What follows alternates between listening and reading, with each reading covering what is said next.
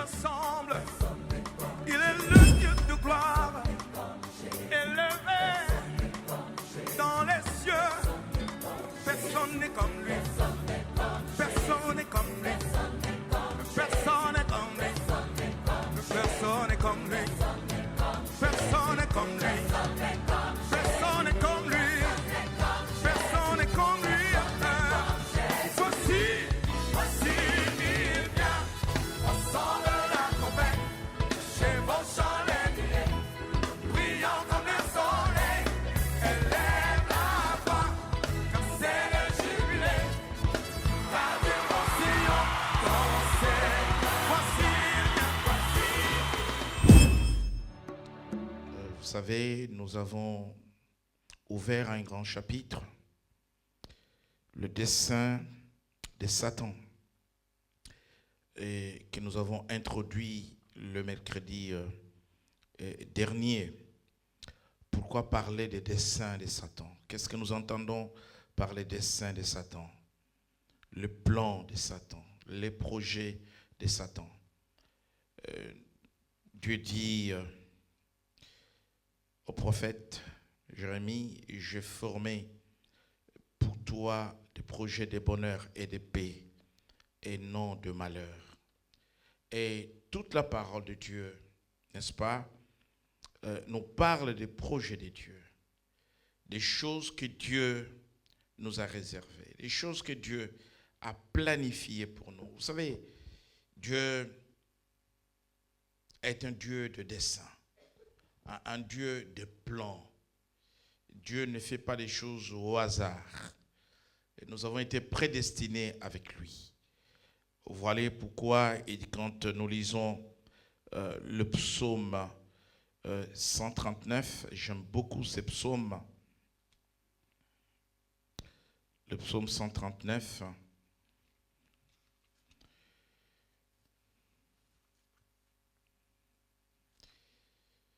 Le verset 16, qui nous sont destinés par Dieu.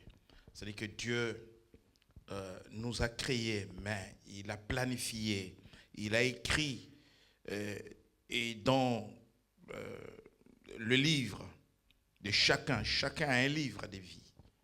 Ok? Et donc il dit, quand je n'étais qu'une masse informe, tes yeux me voyaient, sur ton livre était tout écrit. Le livre de Dieu qu'il a écrit pour chacun, il a planifié des choses. Donc Dieu est un Dieu de dessein, comme disait David, un Dieu de plans, des choses qu'il a planifiées et des choses qu'il amène à exécution au fil du temps. Et parce que Dieu fait des projets pour nous, fait des plans pour nous, fait des programmes pour nous, d'une part, d'autre part, à l'opposé, notre ennemi, notre adversaire. C'est lui qui ne vient dans la vie des hommes que pour un but, dérober, égorger, détruire. Nous avons cité Satan. À l'opposé, il a lui aussi de dessein, de plans. Et si les plans de Dieu sont pour nous, les plans de Satan sont contre nous. Et nous ne pouvons pas gagner des batailles si nous prions sans révélation. Nous ne pouvons pas gagner des batailles si nous ne savons pas. Et quand nous avons la révélation de Dieu, d'une part, et que nous ignorons ce que l'ennemi prépare contre nous, nous risquons d'être surpris à tout moment. Vous savez, quand vous recevez un coup fatal, alors que vous ne vous y attendez pas, par exemple, vous êtes en train de marcher, vous vous retrouvez au sol parce que quelqu'un vous a frappé, il vous a donné un coup fatal, il vous a bien visé. Et ce coup-là, qui vient vous surprendre, fait très mal.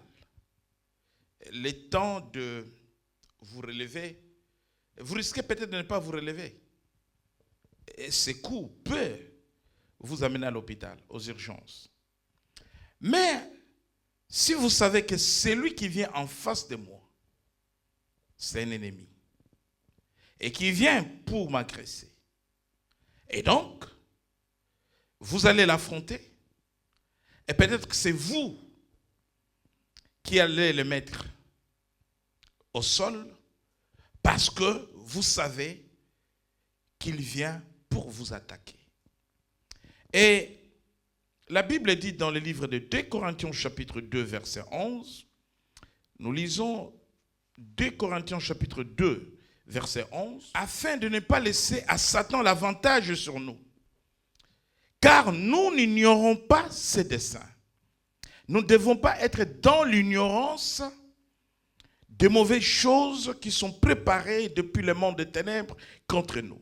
Nous ne pouvons pas marcher dans l'ignorance des choses que Satan planifie contre nos vies, contre nos familles, contre nos maisons, contre l'Église, contre la nation, contre les travails que nous faisons. Et c'est comme cela que la fois dernière, nous avons parlé de l'histoire du prophète Élisée qui donnait les informations à l'armée de l'Éternel en Israël, alors que le roi de Syrie, avec une armée très forte, venait attaquer Israël, mais à chaque fois, ils étaient surpris par les assauts, n'est-ce pas, de l'armée d'Israël.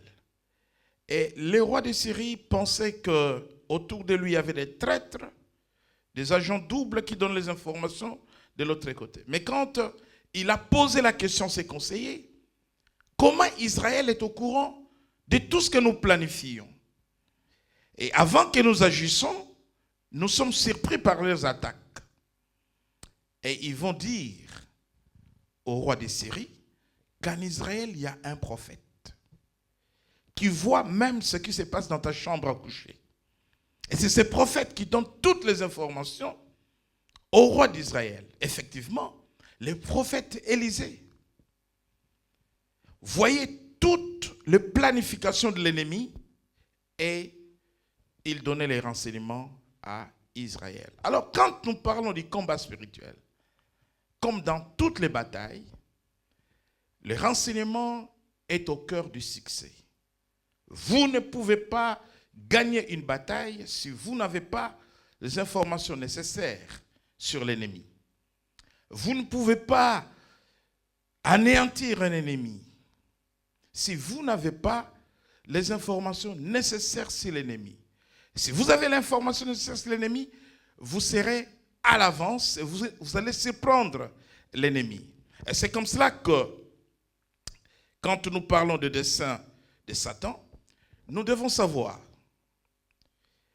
autant que Dieu a des projets pour chacun, autant que Dieu a des desseins pour chacun, et il dit des projets de bonheur et non de malheur, à l'opposé, Satan planifie des projets de malheur pour chacun. Dieu prône le mariage, Satan prône le divorce, Satan prône le célibat. Dieu prône la santé et Satan prône la maladie, la mort. Donc, toujours à l'opposé de ce qui est bien pour nous. Voilà pourquoi, quand nous regardons dans la parole de Dieu, nous allons voir que Satan attaque tout le monde.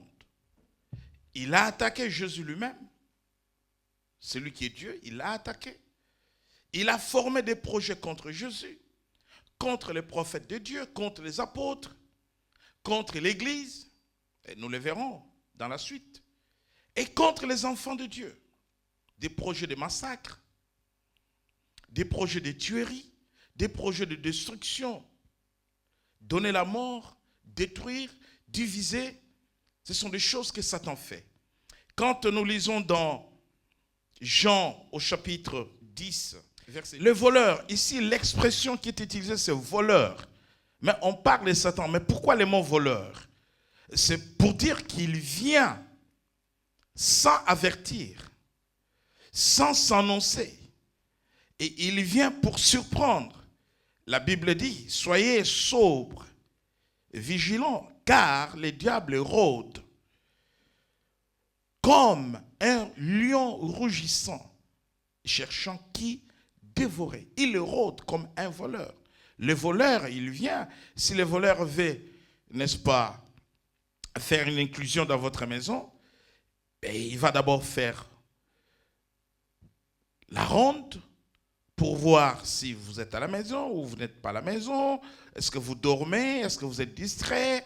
La position de la maison et tout. Et la Bible dit que soyez sobres et vigilants, prudents, intelligents, parce que il rôde, il cherche qui dévorer. Et donc, c'est pour cela que quand nous regardons dans le livre du prophète Ésaïe au chapitre 54, verset 15, et là vous conviendrez avec moi que pendant que vous êtes quelque part, pendant que vous vaguez à vos occupations, mais il se forme des complots contre vous. Et personne n'est à l'abri de ces complots. Des complots contre votre couple, des complots contre votre foyer, des complots contre votre famille, des complots contre l'Église, des complots contre les nations. Et personne n'est à l'abri des complots. Mais Dieu, il dit, les complots ne viennent pas de lui. Et parce que les complots ne viennent pas de Dieu, les complots contre votre vie, contre votre réussite, contre votre succès, viennent de Satan. Lisons Ésaïe 54, verset 15. Amen. Vendredi dernier, nous avons vu au cours de notre culte de délivrance que nous avons le pouvoir et ce pouvoir nous l'exerçons pour faire tomber tout ce qui se ligue. Et j'avais essayé d'expliquer pourquoi c'est ligué.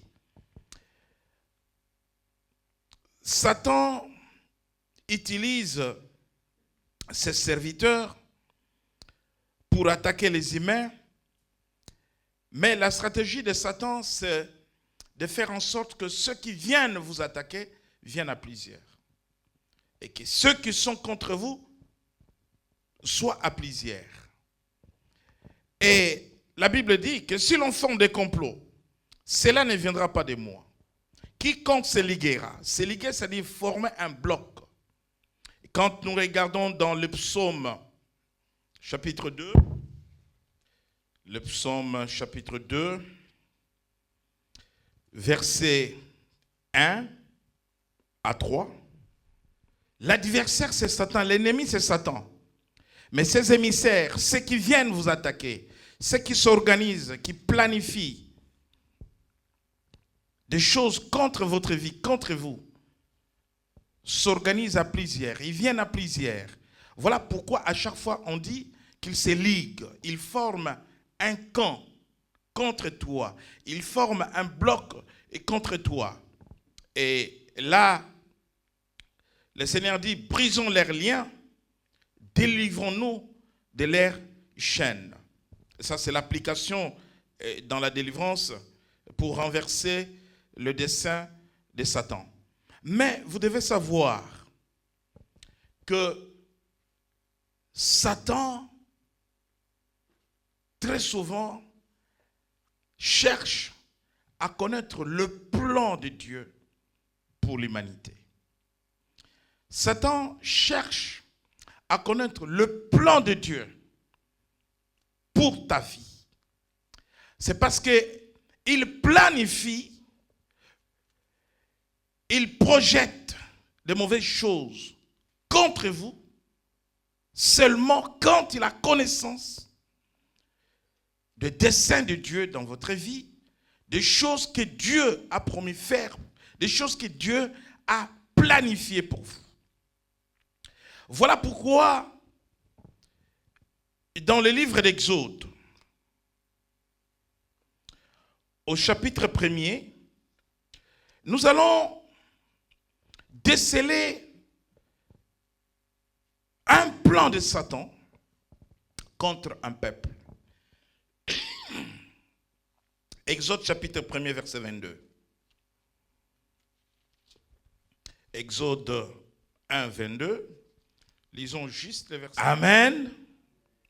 Le roi d'Égypte, Pharaon, donne un ordre. Un ordre qui doit être exécuté, un ordre pour lequel tout le peuple en Égypte devront obéir. Vous jeterez dans le fleuve tout garçon qui naîtra et vous laisserez vivre toutes les filles. Ok.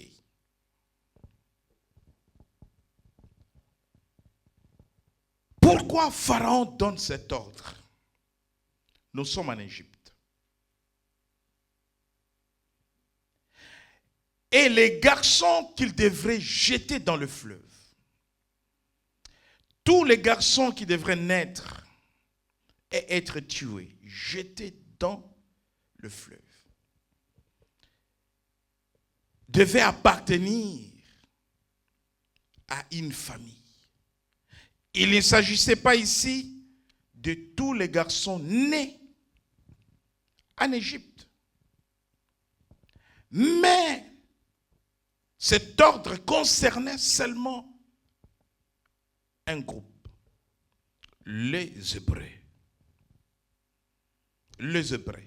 Cet ordre concerne seulement les Hébreux, pas tous les Égyptiens.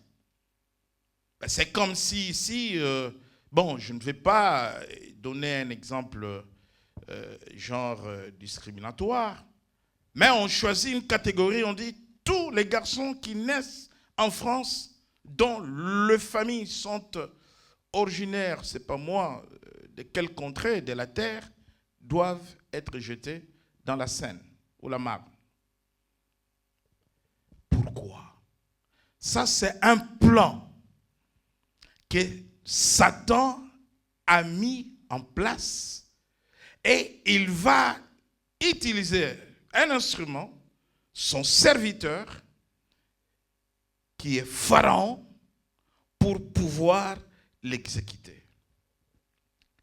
En face de ce plan d'exécution, de tuerie de tous les garçons qui devraient naître, pourquoi laisser vivre les filles et faire tuer les garçons? Satan a une explication, Satan a un projet, Satan a un plan. Parce que Satan est informé d'un plan que Dieu a révélé à Abraham quand il a conclu l'alliance avec Abraham. Ce plan de Dieu révélé à Abraham concernait l'immigration de ses descendants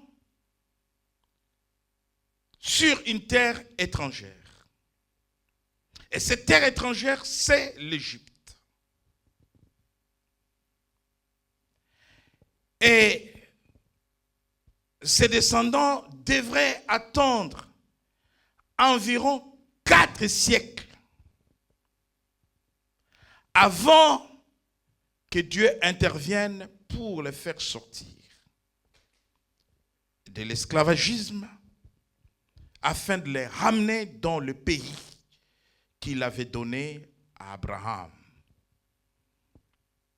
Isaac, Jacob, ses descendants. Maintenant, Satan voit venir l'accomplissement du plan de Dieu. Et ce plan va rentrer en exécution. Pourquoi, depuis 3 siècles, le roi d'Égypte n'avait pas donné l'ordre d'exécuter tous les nouveau-nés, mâles, garçons,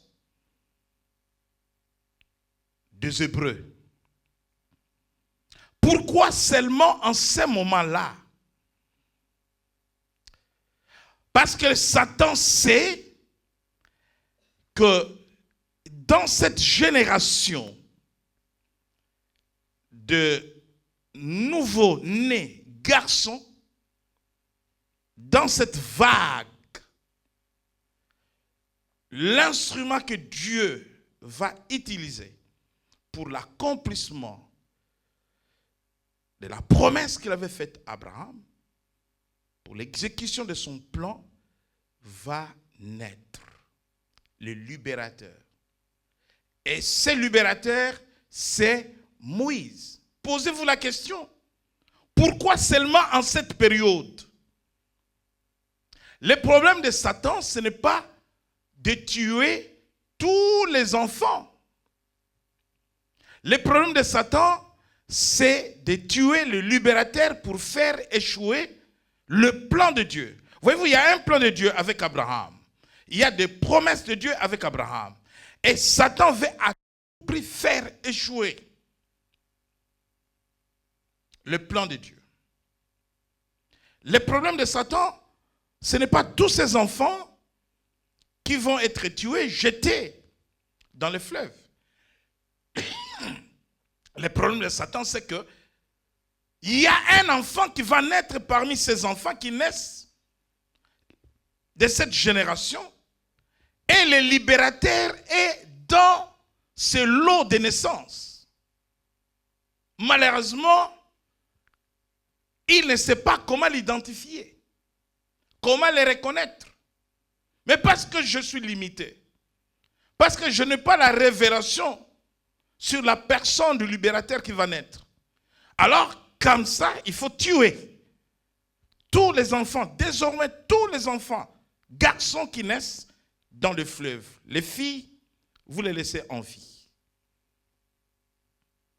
Le problème de Satan, c'est Moïse. Mais il ne sait pas qui est Moïse.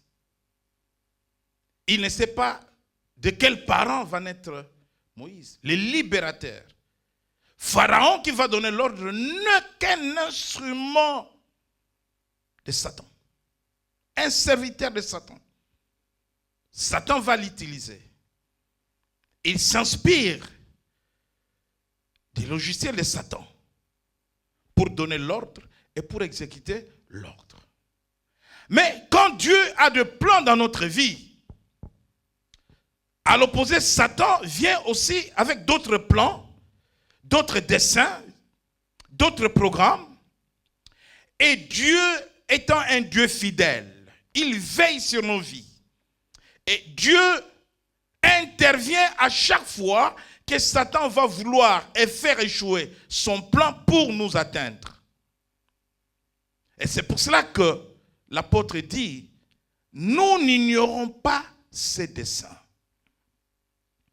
Alors, qu'est-ce qui va se passer? Beaucoup d'enfants sont morts.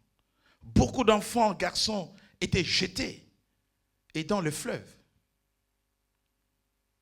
Dieu va utiliser les parents de Moïse à ne pas aller les jeter dans le fleuve, mais à l'amener trouver refuge et dans le fleuve. Et Dieu va faire échouer le plan de Satan.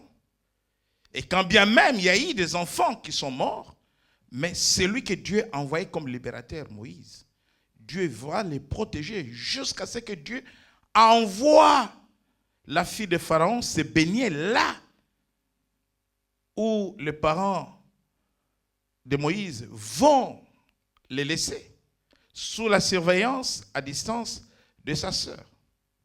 Et Dieu va changer tout le plan de Satan jusqu'à amener Moïse, alors qu'il se fera adopter par la fille de Pharaon, comme l'enfant de Pharaon, prince d'Égypte, à grandir dans la maison de Pharaon, à apprendre les lettres dans la maison de Pharaon, et à apprendre tous les systèmes politiques, religieux, égyptiens dans la maison de Pharaon, jusqu'à ce qu'un jour, qu'il sorte, qu'il y revienne, et c'est lui le libérateur.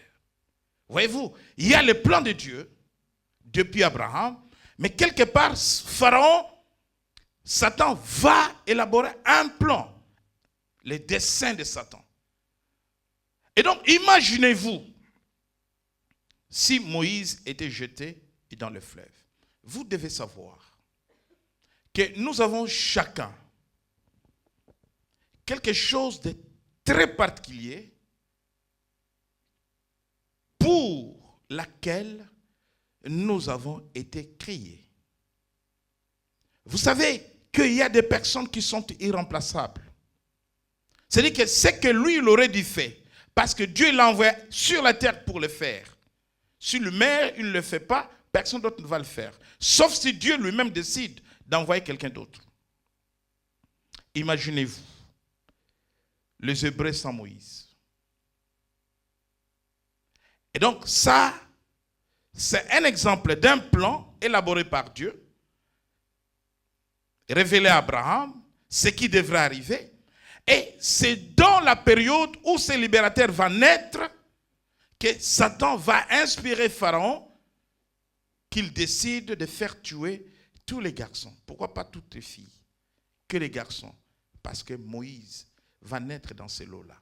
Mais beaucoup de garçons ont été jetés dans le fleuve. Mais regardez comment Moïse est récupéré par la fille de Pharaon. Ça, c'est Dieu. Et quand nous regardons dans Matthieu, concernant le Seigneur lui-même, Dieu lui-même, le plan que Dieu a fait pour le salut de l'humanité, Matthieu chapitre 2, versets 13 à 14, le plan que Dieu a fait lui-même pour le salut de l'humanité était que Jésus prenne la forme humaine, naisse comme tout homme, qu'il grandisse, qu'il exerce son ministère et qu'il a à la croix mourir, n'est-ce pas, pour le salut de l'humanité. Alors, Satan avait la révélation de ce plan pour le salut de l'humanité. Nous lisons dans Matthieu chapitre 2, versets 13 et 14. Le massacre de Bethléem. Ces enfants ont été massacrés à cause d'une personne, Jésus. Parce que Hérode n'a pas retrouvé Jésus. Il a dit aux mages, continuez votre chemin. Quand vous aurez vu l'enfant, vous reviendrez par ici, parce que moi, j'aimerais encore, moi, à mon tour, aller honorer ce roi des Juifs qui est né. Mais il voulait justement savoir où est Jésus, parce qu'il voulait donner la mort à cet enfant. Le plan de Dieu est que Jésus naisse, qu'il vienne sur la terre pour le salut de l'humanité. Et Satan va inspirer Hérode qu'il faut les tuer.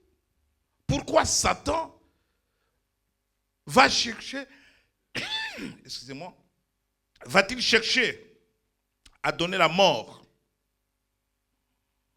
à l'enfant Jésus?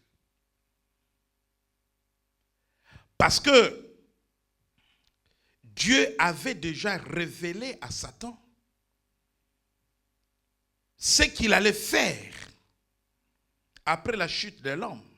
Comment il allait racheter l'homme à travers Jésus. Dans Genèse, je vais lire, Genèse chapitre 3, verset 15. Je mettrai l'inimitié. Je mettrai inimitié entre toi et la femme, entre ta postérité et sa postérité. Celle-ci t'écrasera la tête et tu lui blesseras les talons. C'est les rendez-vous de Golgotha. Et Satan fait tout pour éviter ces rendez-vous. Satan fait tout pour qu'il n'arrive pas là avec Jésus. Donc, dans un premier moment, c'est à la naissance de Jésus. Et il faut donner la mort à Jésus. Et quand Hérode attend que les mages ont été avertis par Dieu, quand vous lisez, Dieu va dire aux mages, ne retournez pas par Hérode parce qu'il cherche à tuer cet enfant. C'est-à-dire que Dieu voit aussi le plan de Satan contre nos vies.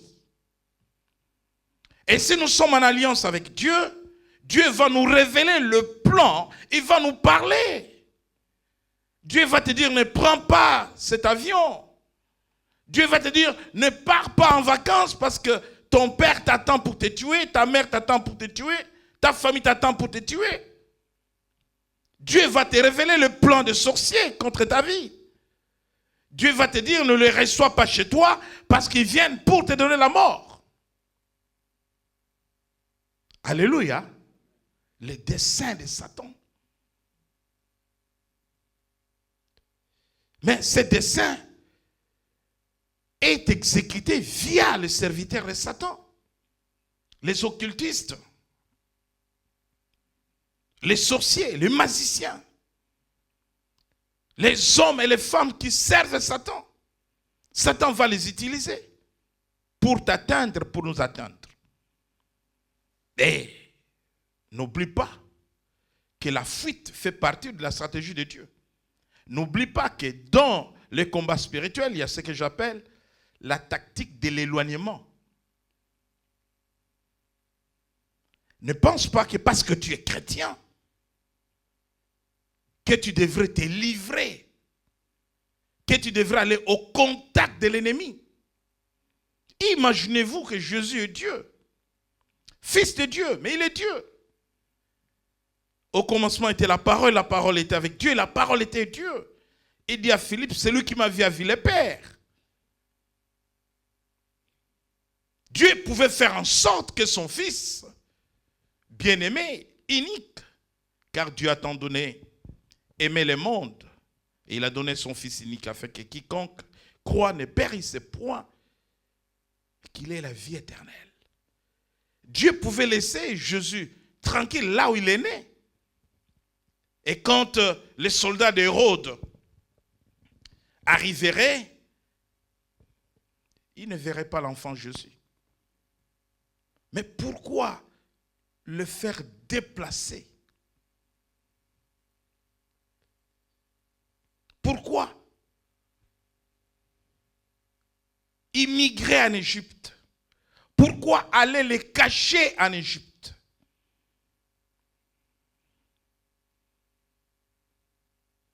Mais Moïse, même quand on a failli les tuer, Pharaon l'a cherché. Avant que Moïse prenne la fuite pour aller dans le pays des mendiants. Moïse est revenu en Égypte seulement quand Dieu lui a parlé. Je t'envoie vers Pharaon. Le même Pharaon qu'il avait cherché à les tuer. Des années après. Et là, il n'a pas eu peur de revenir parce que c'est Dieu qui lui envoie. La tactique de l'éloignement. C'est une tactique de combat spirituel. Il y a des situations pour lesquelles dans les combats spirituels, il faut éviter des contacts. Il faut éviter des affrontements physiques.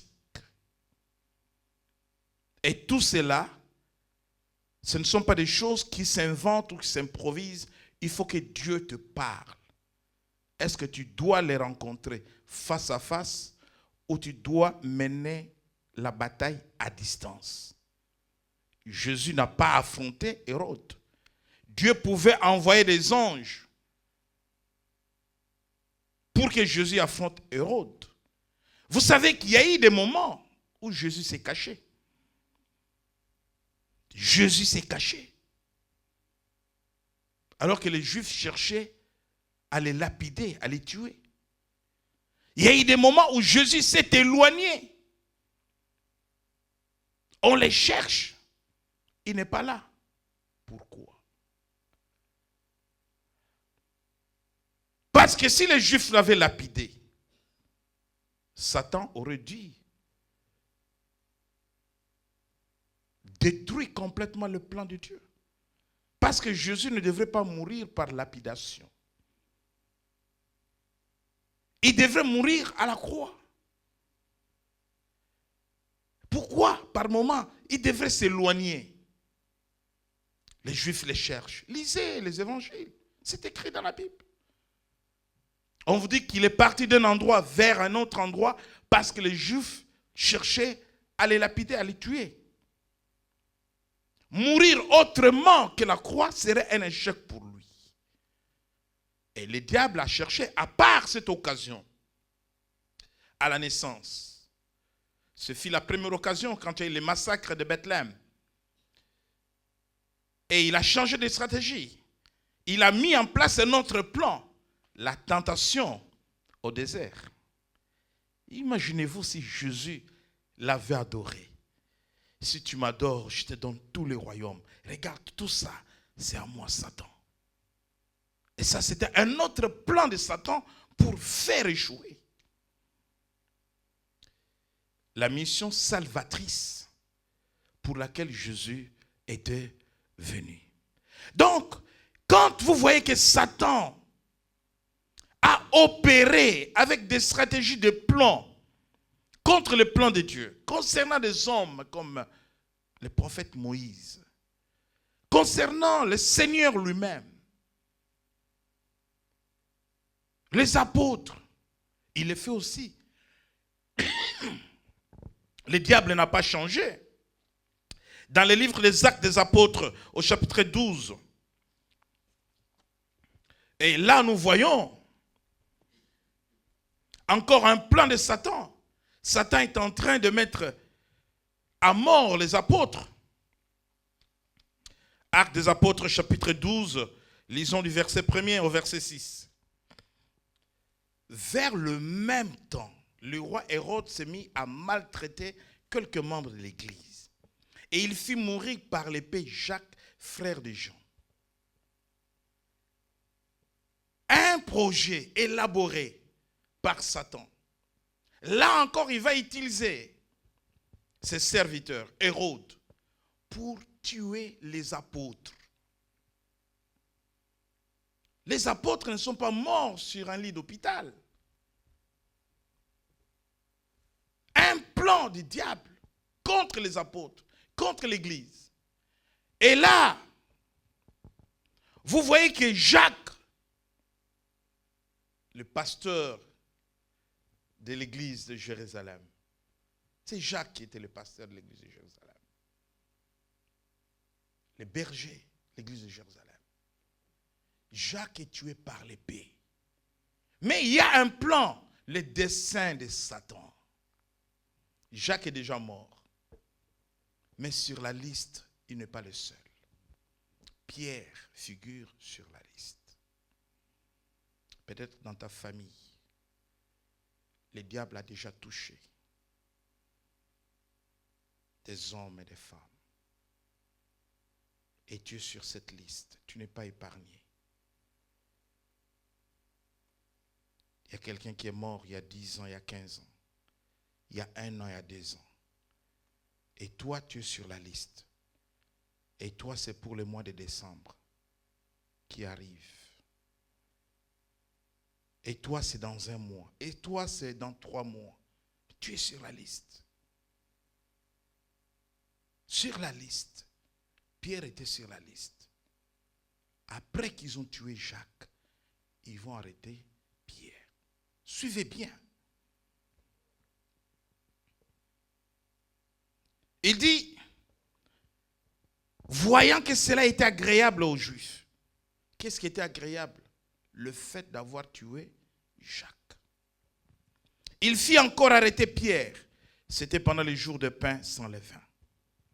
Après l'avoir saisi, jeté en prison, il est mis sous la garde des 4 escouades, des 4 soldats chacun, avec l'intention, les desseins de Satan, avec l'intention de le faire comparaître devant le peuple après la Pâque.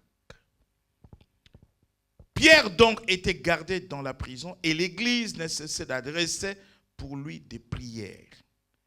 La nuit qui précédait le jour où Hérode allait le faire comparaître, Pierre, lié de 2 chaînes, dormait entre 2 soldats. Hérode devrait le faire comparaître, le condamner à mort, dans les mêmes conditions, dans les mêmes circonstances que Jacques ait fait tuer Pierre. Dieu a vu, mais Dieu va intervenir grâce aux prières de l'Église. Quelqu'un de ta famille est enchaîné et jeté en prison. Mais grâce à tes prières, tu vas les sortir des prisons, des cachots de Satan. Tu peux lui éviter la mort. Peut-être toi-même, tu es en prison, mais grâce aux prières. La Bible dit que l'Église ne cessait d'adresser pour lui des prières à Dieu. Et Dieu exauce les prières des justes. Dieu va intervenir. Je vous ai parlé de la tactique de l'éloignement. Jésus fuit en Égypte pour éviter d'être tué. Moïse fuit dans le pays des mendiants, de l'Égypte dans le pays des mendiants. Et c'est là où il va rencontrer Séphora, dont le père était un prêtre mendianiste.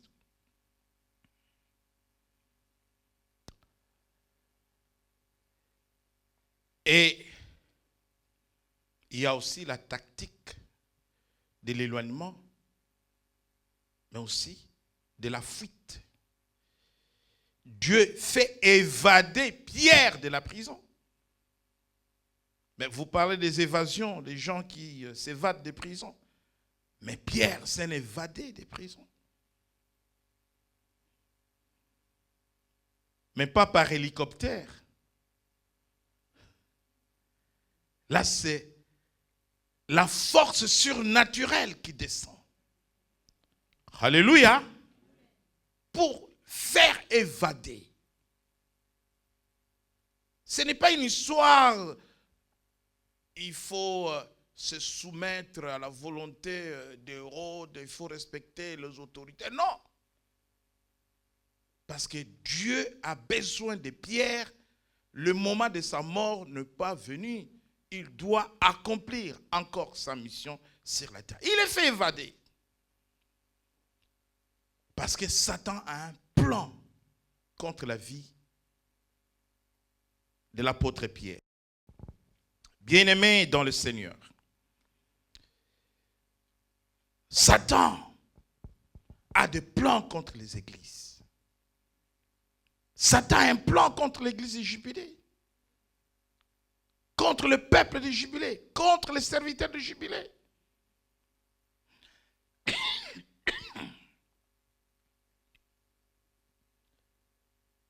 Et quand Satan met ses plans à exécution, il va infiltrer des méchants dans les églises, des sorciers, des satanistes, des fois pour s'aimer des désordres dans les églises.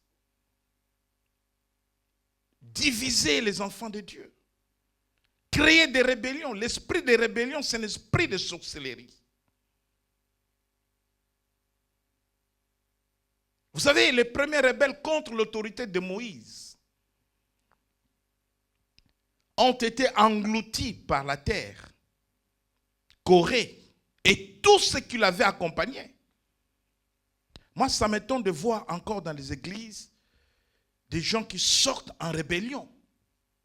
Mais la rébellion, c'est une caractéristique de Satan. Satan, d'abord, s'est rébellé au ciel contre Dieu. Amen. Et bien aimé, Satan a des stratégies. Des fois, Satan amène le refroidissement dans l'église.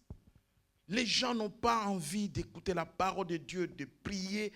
vous allez sentir une lourdeur dans toute l'église, aux activités de Dieu.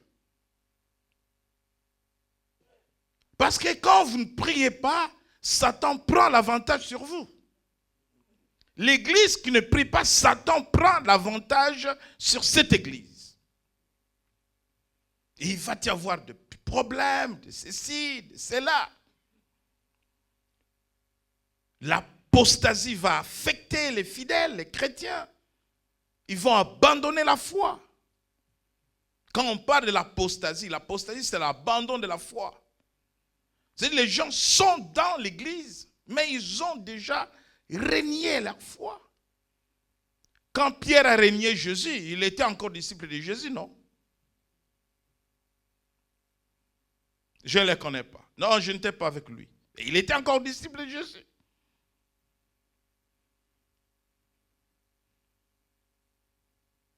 Voilà pourquoi Jésus dit, allez annoncer aux disciples et à Pierre.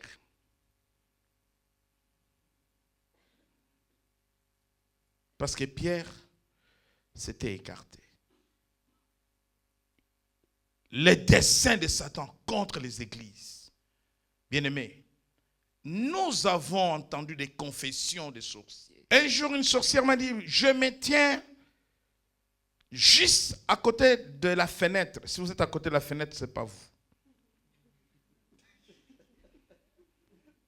Et ce n'était même pas dans cette salle. Il y a 15 ans, c'était à Drancy. Moi, mon rôle, tu sais pourquoi je me tiens à côté de la fenêtre? Parce que je suis chargé d'ouvrir cette fenêtre pour faire rentrer des esprits, pour attaquer. Des plans contre les églises, des plans contre des pays, contre des nations, contre des familles. Il y a des familles qui souffrent. Parce que le diable a élaboré des plans déterminés à décimer, à les maintenir dans la pauvreté, à les maintenir dans la mort. Parmi les 7 églises d'Asie mineure, Éphèse, Laodicée, là nous sommes à Smyrne.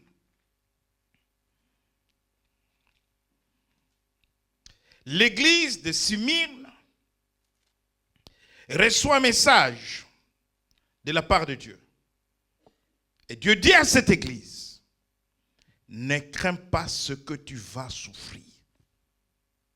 C'est-à-dire, il révèle à l'église le plan de Satan contre elle. Amen. Ne crains pas de ce que tu vas souffrir. Voici. Le diable jettera quelques-uns de vous en prison, pas tous, mais quelques-uns dans l'église. Voyez-vous, le diable va prendre quelques personnes dans l'église qu'il va jeter en prison. Bien-aimé, il ne faut pas aller dans la prison du diable. Tu vas les souffrir.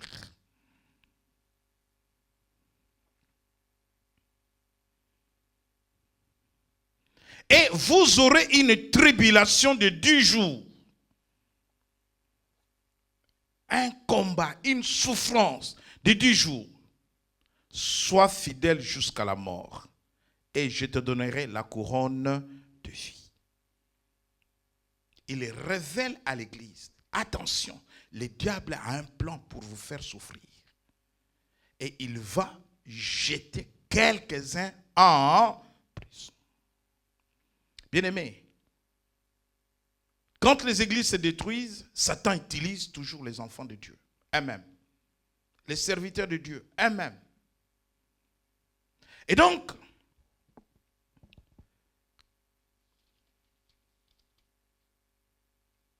quand nous sommes en prière, le Seigneur nous parle. Dans Jacques 4, 7, je vais lire. Soumettez-vous donc à Dieu, résistez au diable et il fuira loin de vous. Se soumettre à Dieu, s'approcher de Dieu, être à l'écoute de Dieu.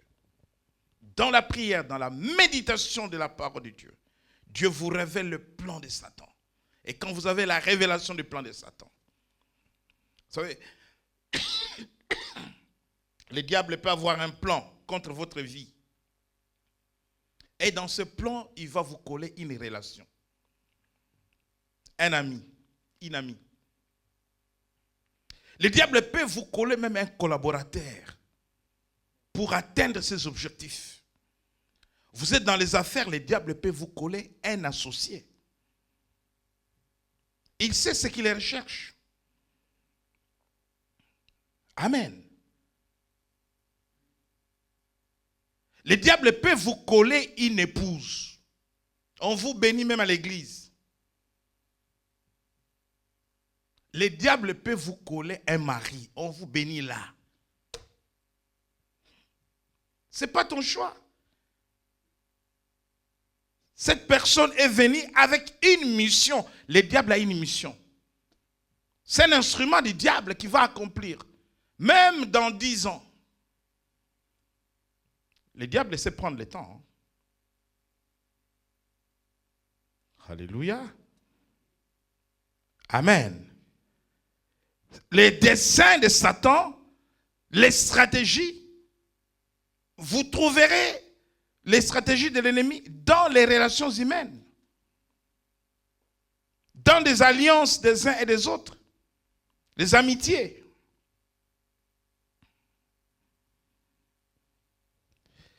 Dans 1 Pierre, au chapitre 5, verset 9, nous allons terminer avec ce passage qui nous rassure. Résistez-lui avec une foi ferme, sachant que les mêmes souffrances sont imposées à vos frères dans le monde. Partout où les frères y sont, les diables mènent des combats de même genre que les nôtres. Mais nous devons lui résister avec la même foi. Ne soyons pas ignorants du plan de Satan. Si nous prions Dieu, Dieu met en nous l'esprit des révélations. L'esprit des révélations nous informe, nous parle de la part du Seigneur. Joseph prend l'enfant et sa mère, fouillés en Égypte, parce que Hérode veut tuer cet enfant. Dieu a parlé. Dieu te parlera. Ne va pas à tel endroit. Ne va pas manger. Ne va pas boire. Ne va pas au concert.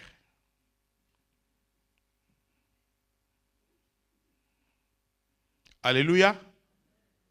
Ne sors pas. Dieu parle tantôt d'une façon, tantôt d'une autre. Ne prends pas l'avion. Ne voyage pas. Vous qui voyagez par enthousiasme. Parce que tout le monde est parti, moi aussi je dois partir. C'est comme si tu as des comptes à rendre à tout le monde. Non. Tu fais ta vie comme Dieu mène ta vie. Alléluia. Dieu te parlera.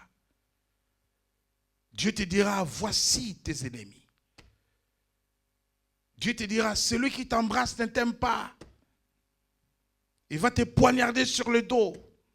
C'est un instrument du diable. Parce que le diable a des plans contre toi. Dieu te dira, méfie-toi. Dieu te dira, sois discret. Tu parles trop. Vous savez, il y a une chose que le diable ne sait pas faire. C'est pénétrer tes pensées. Il est incapable de savoir ce que je pense, moi. Satan ne peut pas savoir ce que je pense. Il n'y a que Dieu qui sait ce que je pense. Et Satan, souvent, va utiliser des hommes de même nature que toi pour prendre les informations concernant ta vie. C'est pour cela qu'il ne faut pas être trop bavard.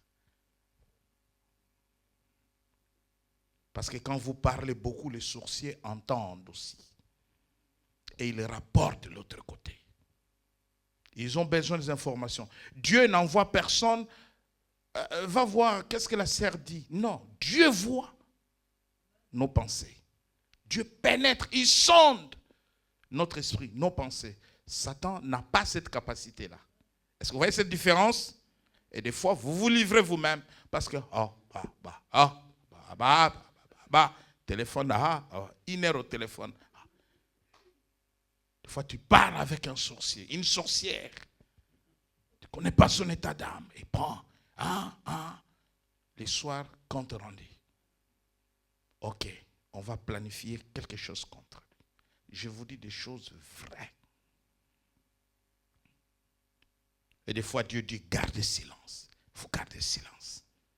Gardez silence. Il faut garder silence. Dieu dit, criez. Il faut crier. Voyez, quelle discipline. Il marche avec son peuple et dit, chut, gardez silence. Laissez Moïse tranquille. Tout le monde silence. Il donne la victoire à son peuple. Des fois, il dit, maintenant, vous avez fait 6 tours, 7e tour, criez. Le peuple crie. Le mur de Jéricho tombe. Mais quand ils ont fait le premier tour, ils n'ont pas crié. Mais quand Dieu leur demande de crier, ils ont crié. Le dessein de Satan. Nous allons rester pendant le jeûne qui commence le 21 à minuit. Nous allons rester sur ce chapitre très important. Parce que tu vas changer les choses quand tu as la révélation. Tu vas déprogrammer le plan de Satan. Amen. Que le Seigneur vous bénisse.